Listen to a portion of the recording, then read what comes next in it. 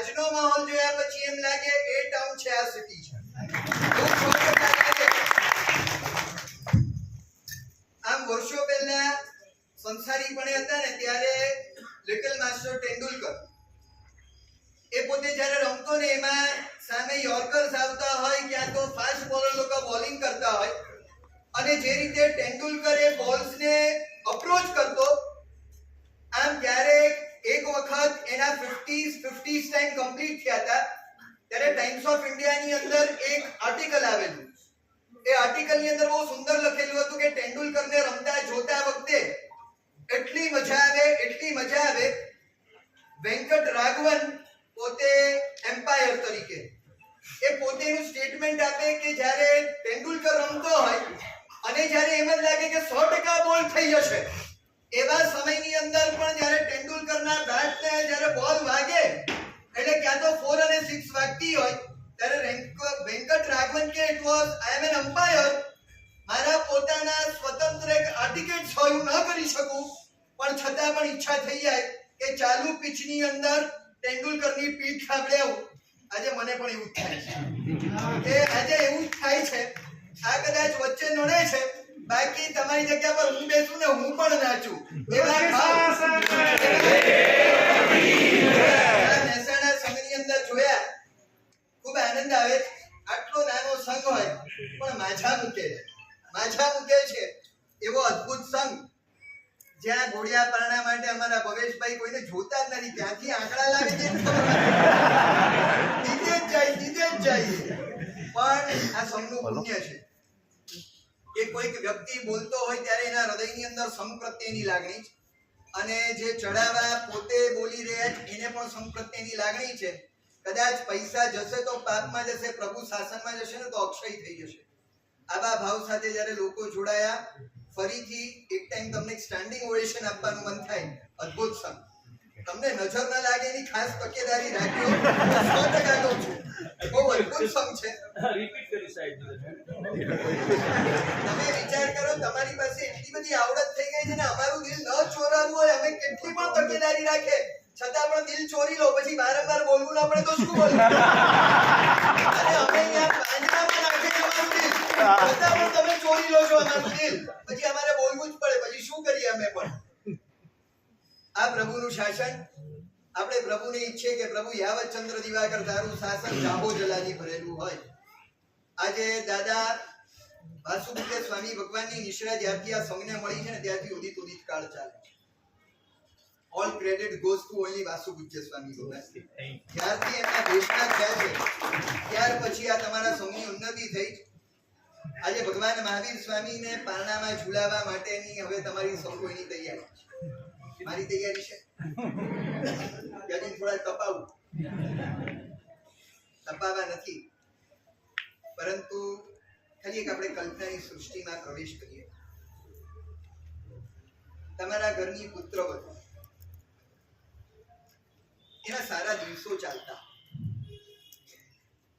4 મહિના 5 મહિના 6 મહિના 7 મહિના અને રેગ્યુલર ઇન્ટરવલ્સે તમે ડોક્ટરની પાસે ચેકઅપ માટે જતા અને ડોક્ટર આમ થમ કરે કે એવરીથિંગ ઇઝ ગુડ, અલાઇનમેન્ટમાં જ બધું જ ચાલી રહ્યું છે, બહુ બ્યુટીફુલ છે, ચિંતા ન કરો. અને એક્સપેક્ટેડ ડેટ આપી દીધી હોય કે 9 મહિના અને 7.5 દિવસ પૂરા થશે પછી સંભાવના છે અને એ દિવસની તમે રાહ જુઓ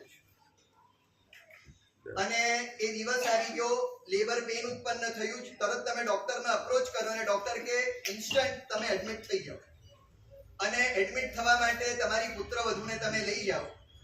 ઘરની અંદર પહેલી વખત પારણું બંધાવા જઈ રહ્યું છે અને એવા સમયની અંદર ડોક્ટર પોતે તમારી પુત્રવધુને ઓપરેશન થિયેટરની અંદર લઈ જાય, દરવાજો બંધ થાય અને બહાર લાઈટ ઓન થાય, લાલ લાઈટ હોય અને ત્યારે મિસ્ટર શાહ એ કોરિડોરની અંદર ટુ એન્ડ ફ્રો હાથ પાછળ રાખતા મોઢું નીચે હોય અને 1 2 and 3 જતો હોય, ટુ એન્ડ ફ્રો ચાલતું હોય. એવા સમયની અંદર ડોક્ટર વચ્ચેથી બહાર આવે અને તરત તમે દોડો અને ડોક્ટરને પૂછો ડોક્ટર, અને ડોક્ટર કે મિસ્ટર શાહ કીપ સમ પેશન્સ, થોડીક ધીરજ રાખો, બધું બરાબર થશે. અને ડોક્ટર કોઈ કારણસર બહાર આવ્યો અને પાછો અંદર જાય, લાઈટ પાછી ચાલુ જ છે, તમે ટુ એન્ડ ફ્રો કરી કરી રહ્યા છે, જે આતુરતા છે અને એવા જ સમયની અંદર ડોક્ટર બહાર આવે અને સૌથી પહેલા મિસ્ટર શાહ ડોક્ટરની પાસે દોડતો જાય અને ડોક્ટરને સૌથી પહેલા પૂછે ઓપરેશન સક્સેસફુલ, અને ડોક્ટર કે ઓપરેશન સક્સેસફુલ. બીજો પ્રશ્ન શું પૂછો? બટ ઓબ્વિયસલી બીજો ફટ કરતો પ્રશ્ન હોય બાબો કે બેબી. ખાલી એક ગૃહદીપક જન્મવાનો હોય એની આટલી બધી આતુરતા હોય. આ તો જગદીપક જન્મવાના છે. એક ઘરનો લાલ જન્મ લેતો હોય ત્યારે તમને આટલી બધી આતુરતા હોય. જ્યારે ત્રણ લોકના સૃષ્ટિને અભયદાન આપનારો વ્યક્તિ તારકનો આત્મા નીચે ઉતરવાનો હોય ત્યારે આખી સૃષ્ટિ બહાવરી બને. અરે તમારા ઘરની અંદર દીકરો હોય તો આજુબાજુના પાડોશી ગાંડા થતા હોય. આખી સૃષ્ટિ, કારણ કે બચાવનારો એક ધારકનો આત્મા ઉપરથી નીચે ઉતરે છે ત્યારે સૃષ્ટિને પણ આનંદ છે. ત્યારે આખા ગ્રહો, ઇટ્સ અ ગ્રેશિયસ ઇવેન્ટ. આ વિશ્વનું સૌથી ગ્રેશિયસ ઇવેન્ટ જો કોઈ હોય તો જ્યારે કોઈ તારક આત્મા ઉતરવાનો હોય ત્યારે કુદરત પણ આ પોતે આ ગ્રેશિયસ ઇવેન્ટ સમજી બધા જ ગ્રહ, નક્ષત્ર, તારા પોતે પોતાના ઉચ્ચ સ્થાનની અંદર, એટલે બેસ્ટ સ્થાનની અંદર પોતે ડિસ્પ્લેમાં આવી જાય છે. ધરતીના કંપ શમે, વ્યક્તિઓના સંપ વધે, જમીનની અંદર કસ વધે તો ફળોની અંદર રસ વધતા હોય છે, નદીઓના નીર વધે, હીરાઓના હીર વધે, બીજા નંબરની અંદર ચંદ્ર, સૂર્ય અને તારાના તેજ વધતા હોય. આવું અદ્ભુત વાતાવરણ સર્જાયું હોય. આ વસંત ખીલે તપાખડી, પ્રભુ આવો ને, ધરતીએ ધર્યો શણગાર, પ્રભુ હવે આવો ને. આખી સૃષ્ટિ પોતે કે પ્રભુ મેક્સિમમ શણગાર લઈને બેઠા, હવે આપ અવતરો. બસ આની જ આતુરતા. એ ત્રિશલા ક્ષત્રિયાણી, સિદ્ધાર્થ રાજાનો નંદન, પરમાત્મા મહાવીરનું જ્યારે અવતરણ થઈ જવા રહ્યું છે એવા સમયની અંદર આખી સૃષ્ટિ પરમાત્માને આવકારવા તત્પર બની છે. એ સમયે શું ઘટનાઓ થાય છે? એ સમયે પોતે ચારે બાજુ પ્રદક્ષિણાવર્ત મંદ મંદ પવન વાતો હોય. બીજા નંબરની અંદર આખા ખેતરો ધાન્યથી ઉભરાઈ ચૂક્યા હોય અને વૃક્ષો ઉપર ફળો નચી પડેલા હોય. નારકીના જીવોથી લગાવીને તિર્યંચના જીવો, સૌ કોઈક ને કંઈક આનંદની અનુભૂતિ થતી હોય. એવું અદ્ભુત વાતાવરણ સર્જાયું હોય. એનું વર્ણન ભદ્રભાવ સ્વામી મહારાજ આ સૂત્રના માધ્યમે કરે છે. હું સૂત્ર વાંચીશ. એની વચ્ચે 24 તીર્થંકર પરમાત્માનો ગર્ભકાળ બતાવ્યો છે. ભગવાનના નામ તમે બોલશો કે હું બોલું? ભગવાનના નામ તમે બોલજો, ગર્ભકાળ હું બોલીશ. એ સૂત્ર વાંચન કરી પરમાત્માનો જન્મ કરતા પહેલા વચ્ચે પરમાત્માના બાકીના 24 તીર્થંકરના ગર્ભકાળ કહીશું અને પછી આપણે હૃદયના ભાવ સાથે પરમાત્મા ભલે તું દ્રવ્ય રૂપે આ ઘોડિયાની અંદર પધારે પણ ભાવ રૂપે મારા હૃદય મંદિરની અંદર પધારે, એવા ભાવ સાથે સૌ કોઈ હાથ જોડીને પરમાત્માને આવકારવા માટે આપણે પણ સજ્જ બની જઈએ. તેણમ કાલેણમ તેણમ સમણમ ધણમ ભગવાન મહાવીરે જેસે કિમ્માણમ પડમે માસે દુચ્છે પકે ચિત્ત સુદે તસણમ ચિત્ત સુદસ્સ તેરસી દિવેદણમ નમણમ માધણમ ગોપડી ગુંડાણમ અત્તઠ્ઠમાણમ રાઈંદિયાણમ વિકંતાણમ ઉચ્છઠ્ઠાણ ગયેસુ પડમે ચંદ્ર જોગે સોમાસુ દિશાસુ વિધિમિરાસુ વિશુદ્ધાસુ જયેસુ સવ સમુણેસુ પયાનિણાણુ કુલંસી ભૂમિ સપ્પંસી મારુયંસી પવાતંસી નિપન્ન મેણિયંસી કાલંસી પમુય પક્તિલ્યેસુ જણવયેસુ પુવરંતાવરંતકાલ સમયંસી અતુત્તરાય નકત્યણમ ચંદેણમ જોગમ વાગેણમ આરોગમ ધારયમ પાયાયા.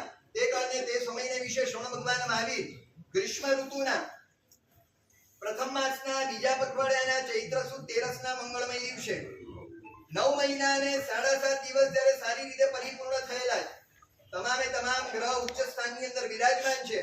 પ્રથમ ચંદ્રનો યોગ છે. બધી દિશાઓ પોતે શાંત થઈ ગઈ છે. ચારે બાજુ શકુનો થતા જઈ રહ્યા છે. મંદ મંદન પવન વાઈ રહ્યો છે. ચારે બાજુ ખેતરો લચી પડ્યા, વૃક્ષો ફળોથી લચી પડ્યા, તમામે તમામ વ્યક્તિઓ આનંદમાં છે. ત્યારે બરાબર મધ્યરાત્રિના સમયે હસ્તુત્તરા એટલે ઉત્તરા ફાલ્ગુની નક્ષત્રની સાથે ચંદ્રનો યોગ થયો તો ત્યારે એની પૂર્વે પહેલા શ્રી ઋષભદેવ એના 9 મહિના ને 4 દિવસ હું ગર્ભકાળ બોલું છું. કોનો સૌથી વધારે ગર્ભકાળ છે? એ તમારે કહેવાનું. અને સૌથી ઓછામાં ઓછો ગર્ભકાળ કોનો છે એ તમારે કહેવાનું. એમાં જો લોચો વાઈ ગયો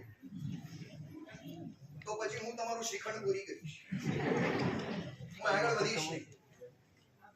ઋષભદેવ 9 મહિના ને 4 દિવસ, 8 મહિના ને 25 દિવસ, 9 મહિના ને 6 દિવસ. ખાલી 4-5 જણને જ આવડે ભગવાન એમનો તો આવાજ ગયો છે. તમે અભિનંદન સ્વામી 8 મહિના ને 28 દિવસ, 9 મહિના ને 6 દિવસ, 9 મહિના ને 6 દિવસ, 9 મહિના ને 17 દિવસ, 19 દિવસ, 9 મહિના ને 7 દિવસ, 8 મહિના ને 26 દિવસ, 9 મહિના ને 6 દિવસ, 9 મહિના ને 6 દિવસ, 9 મહિના એ 8 મહિના ને 20 દિવસ, 8 મહિના ને 21 દિવસ, 9 મહિના ને 6 દિવસ, 8 મહિના ને 26 દિવસ, 9 મહિના ને 6 દિવસ, 9 મહિના ને 5 દિવસ, 9 મહિના ને 8 દિવસ, 9 મહિના ને 7 દિવસ, 9 મહિના ને 8 દિવસ, 9 મહિના ને 8 દિવસ, 9 મહિના ને 8 દિવસ, 9 મહિના ને 6 દિવસ, 9 મહિના ને 7 દિવસ. હવે કોઈ ભગવાન બાકી છે? સૌથી વધારેમાં વધારે ગર્ભકાળ કોણ?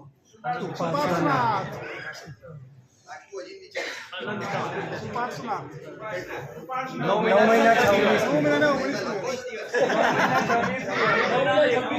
ગૂગલ કરી ગૂગલ ઉપર જોયું. સુપાર્શ્વનાથ ભગવાન 9 મહિના ને 19 દિવસ. અને સૌથી ઓછામાં